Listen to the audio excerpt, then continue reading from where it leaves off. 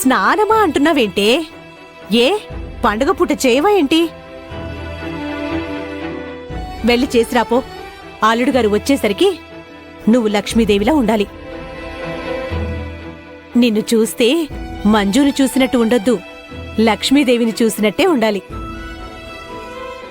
అలాగేనమ్మా, నేను స్నానానికి వెళ్తానులే. నువ్వు స్నానం చేసేలోపు అల్లుడు గారు రావాలి. రాలేదా? నువ్వు వెళ్ళి తీసుకొస్తావా ఏంటి? ఆ విషయం తర్వాత ముందు నువ్వు స్నానం చేసిరాపో. అమ్మా, ఆయన వస్తారులే, నువ్వేం అక్కడికి వెళ్లాల్సిన పని లేదు.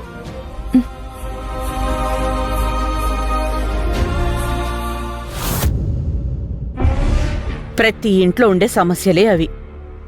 లేడీస్ క్లబ్లో మనం కొన్ని రూల్స్ పెడదాం, వాటిని ఇంప్లిమెంట్ చేద్దాం. మనీ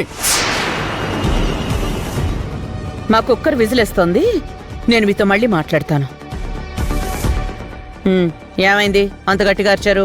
మొగుడి అరుపుని కుక్కర్ విజిల్తోనో కుక్కల అరుపులతోనో పోల్చడం తప్ప నీకు మనుషుల విలువ తెలియదు.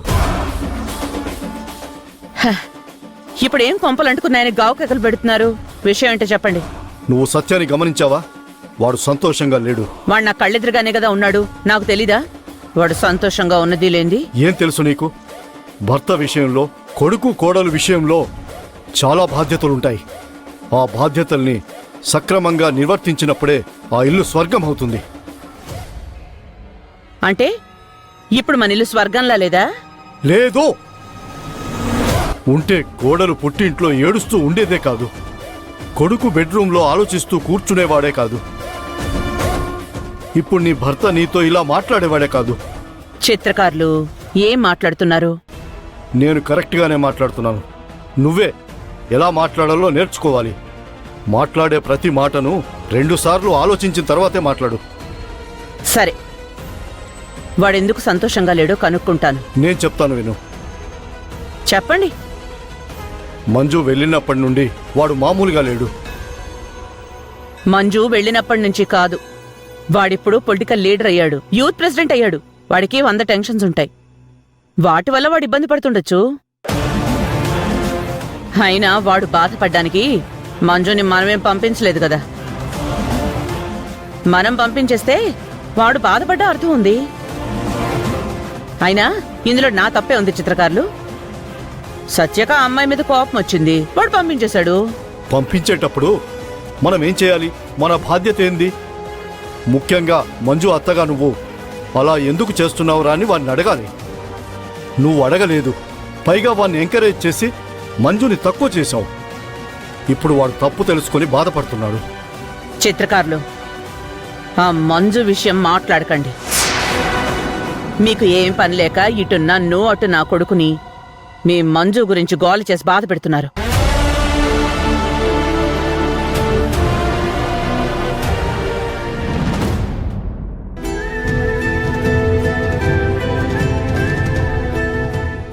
కాటుకెక్కడుంది? అమ్మా, కాటుక కనపడ్డం లేదు, ఎక్కడుంది?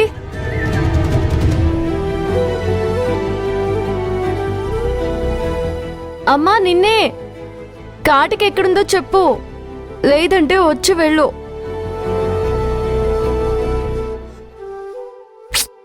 ఇది ఇప్పుడే కుదరడం లేదు.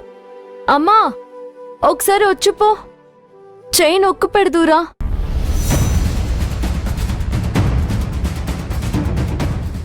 అమ్మను పిలుస్తుంటే వినిపించట్లేదా?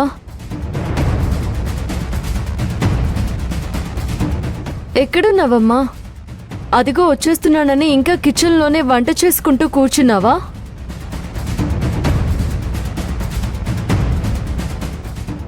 అమ్మ ఇక్కడ కూడా లేదు. అరే, ఎక్కడికెళ్ళింది?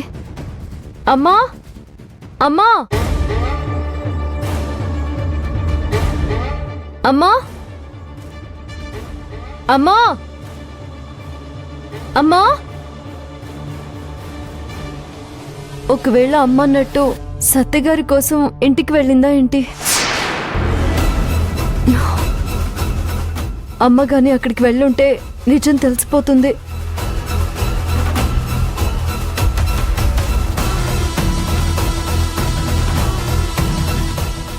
అమ్మ బయట కూడా లేదు.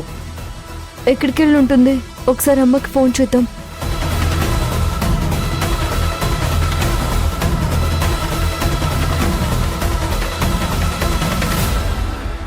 నా ఫోన్ ఎక్కడ పెట్టాను? ఒకవేళ అమ్మ అటు వెళ్తున్నా ఫోన్ చేసి వెనక్కి రమ్మని చెప్దాం. ఈ ఫోన్ ఇప్పుడే కనపడకుండా పోవాలా? ఛ, టెన్షన్తో మైండ్ కూడా పోతుంది.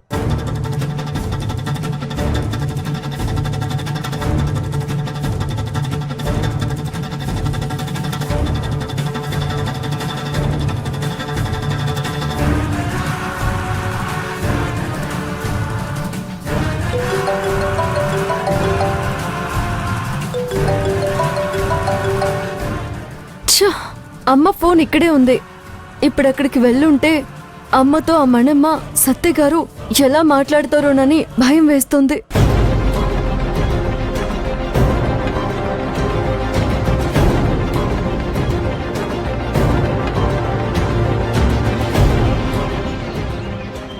అమ్మ ఇంతసేపు అయినా రాలేదంటే అమ్మే పక్కింటికి కూడా వెళ్ళలేదని అర్థమవుతుంది. ఇదేంటి అమ్మ ఇలా ప్రవర్తిస్తుంది? పండగ కల్లుడు రాకపోతే కొంపలు అంటుకుంటాయా ఏంటి? ఛ!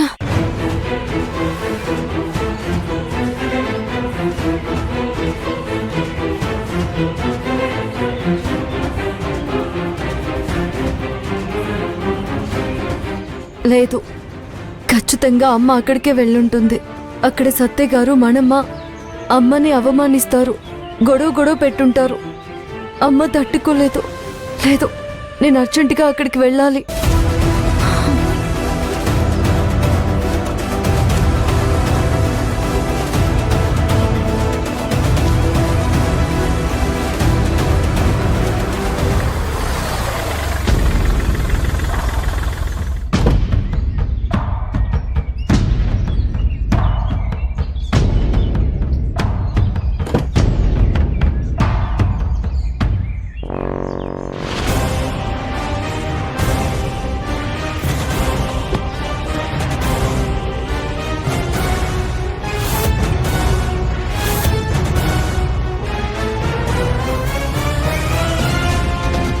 ఇదేంటి, నిజంగానే అమ్మ సత్యగారిని వెంట పెట్టుకుని వచ్చేస్తుంది?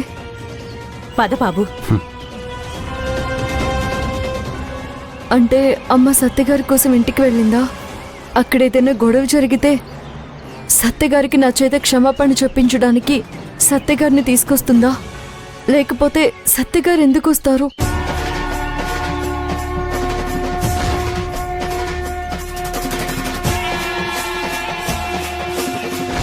అంత పెద్ద గొడవ జరిగిన తర్వాత సత్యగారు ఎందుకు పండక్కొస్తారు? ఏదో జరిగింది. ఇప్పుడిక్కడ సత్యగారు ఏం రాద్ధాంతం చేస్తారో ఏంటో.